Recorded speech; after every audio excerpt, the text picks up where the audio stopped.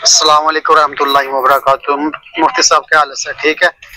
मैंने ये पूछना था, इमाम साहब असर की नमाज पढ़ा रहे हैं और असर की नमाज में वो दूसरी कात में बैठते नहीं हैं, तीसरे में ऐसे ही चारे खड़े होके पढ़ा लेते हैं।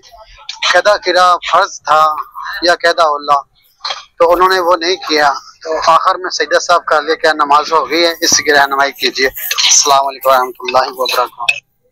वालेकुम सलाम रहमतुल्लाहि व बरकातुहू। इमाम साहब ने नमाज असर अदा की, लेकिन चारों रकतें जो हैं वो खड़े होकर पढ़ा दी, तो आखिर में उन्होंने सजदा साहब किया, क्या नमाज हो जाएगी? जी मोहतरम, जो कादा उला है, दो रकतों के बाद जो कादा किया जाता है वो वाजिब है। अगर वो भूल गए हैं तो आखिर पे उन्होंने जो सजदा साहब किया है उससे नमाज मुकम्मल हो जाएगी, क्योंकि शरी मसला ये है कि अगर वाजिब छूट जाए तो आखिर में सजदा साहब करें तो नमाज हो जाती है।